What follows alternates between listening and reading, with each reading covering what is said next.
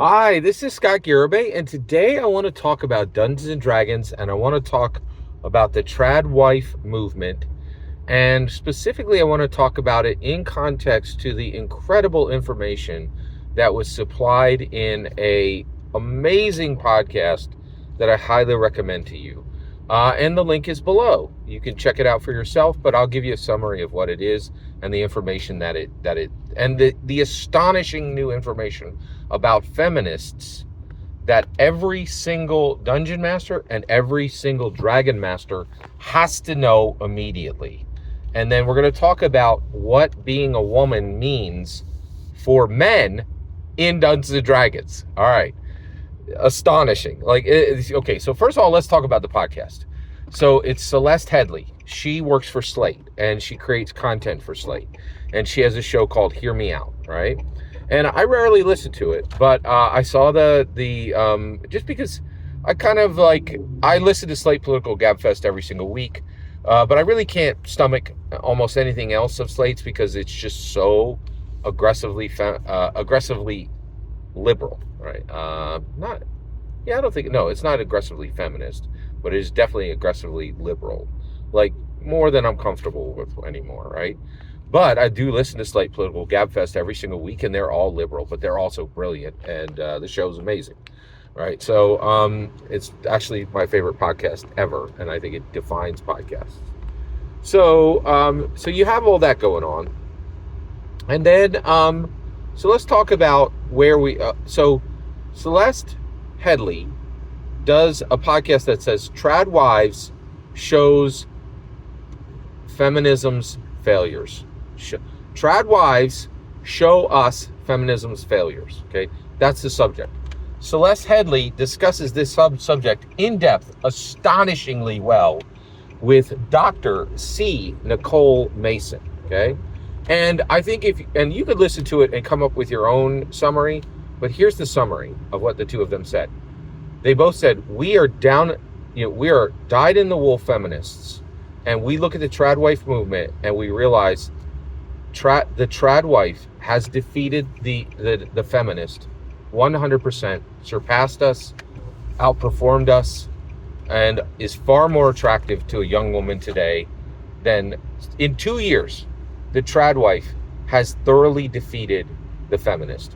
We are talking about tired, placated, equality is good platitudes, which are easily ignored, and the Tradwives every day are visually showing that if you abandon feminism, you can get a soft life. You can wake up in the morning to a husband who loves you. You can then stroll into your beautiful kitchen and create fresh food for your husband and for your children. Your children love you, your husband loves you, and your world is awesome. Or you can be an independent woman who has 2 kids on her own, constantly frazzled, never pretty, sad, and broken. But equality is good. Like, if you listen to them, that's the summary. It is astonishing. And the reason they did, and they were like, well, why would a feminist ever make this podcast? And they're like, we have to make this podcast. We wanted to ignore this. We both wanted to ignore Tradwives. But we now know if you ignore something, it becomes a voracious monster that will eat everything. We ignored Trump. He defeated us thoroughly. If we don't look Tradwives square in the eye and start to realize why feminism has failed every young woman out there, then we're going to lose everything feminism ever gained. And that takes courage. And I am extremely impressed with that. That is very real and very significant, right? And I think that's really significant, and I think it's excellent, right? It's really quite excellent that they were willing to admit this hard truth, right? And okay, now we've learned something about feminism. Feminism in 2 years, which 40 years of feminism, was easily defeated by 2 years of Tradwives. That's astonishing, right? Now, I'm a 50-year-old man. Why do I need to be concerned with that, right? Why do I need to spend 1 minute thinking about that? Well, because I'm a woman. Wait. What, Scott, now? Wait, why? What are you saying? Well, I realized this, and it was pretty astonishing to hear them talk, right? So how am I a woman, and how do I have stake in a feminist discussion, right? Well, because of Gary Gygax, because of Dungeons and Dragons, in my humble opinion, right? So let's get into this. Let's talk about this, right? So one of the things they said, so first of all, Celeste Headlee asked these amazing questions to Dr. C. Nicole Mason. She's like, why are we here? Like, why were we so easily beaten, right? And she said, well, one of the biggest issues is we got distracted with these questions of who is a woman, right? And actually, that's a great point. Like, you're like, well, who's feminism for? And in the old days, there was this really simple answer, feminism for women. But then it became, and you were like, well, who's a woman? And Dr. C, Nicole Mason, and Celeste Headlee, you guys did such an amazing job, and you brought up a great point, right? Feminism is really not owned by women at all anymore, right? So there are multiple groups coming in and saying, feminism is mine, and I need to be highly engaged in feminism, and I need to have a voice in feminism. So I'm a 50-year-old cis male, right? Like, why on earth should I have any say in feminism? Well, because every single week, I'm a woman. I'm a woman, and I have a duty to represent women realistically and appropriately and respectfully. How am I a woman? At the table. Whenever I put on my dungeon master hat, I speak with the voice of 10 women in every single session, right? When I role play when I take my Lego Dungeons and Dragons, when I play in a Lego Dungeons and Dragons Red Dragon's Tale story, what happens in that story? Well, I'm going to tell you. I actually play the female elf wizard, right? Not because I chose the female elf wizard, but because it is, because it's there, right? It is, if I want to play a wizard, I have to play a female elf wizard, right?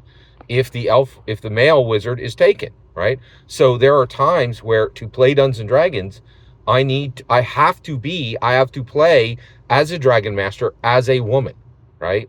And when I do that, I need to do that respectfully. I need to do that effectively. I need to do that realistically, right?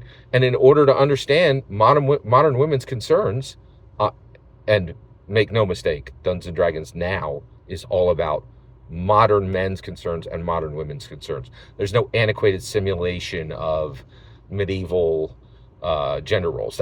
You will only find that in an OSR non-D&D game, in my humble opinion. D&D is all about accurately portraying real men, real women with modern opinions and modern presentation of gender roles and cultural icon aspects, right? So I am a woman constantly at the D&D table, right? Because Lego Dungeons and Dragons structured the product that way, and because as a dungeon master, there's absolutely no way to not be. If you're a dungeon master, you're a woman. A significant portion of your life, you are constantly talking in the voice of a woman and putting forward the cadence of a woman, and you are a woman. So while you might not, if you're in the Dragon Master's position, you might end up in a position where you don't play women often, but if you're in a Dungeon Master position, you are a woman constantly, which means that as Dungeon Masters and as Dragon Masters, because of what I said about Lego Dungeons and Dragons Red Dragon's Tale, we are highly, every single Dungeon Master, every single Dragon Master is highly invested in modern feminism. And so we have to understand what Celeste Headlee said and what Dr. C. Nicole Mason said. And the reality of modern feminism right now is that it's completely on the back foot. It's lying prone and has been 100% defeated by Tradwives, who have just painted a beautiful picture of your life if you abandon feminism. That is massively attractive to young women, right? Fascinating, absolutely fascinating, in my humble opinion. Every single word you just heard was my humble opinion. The important part is when I hear your humble opinion, when you get in the comments and send your traffic. Please consider liking and subscribing and have a fetch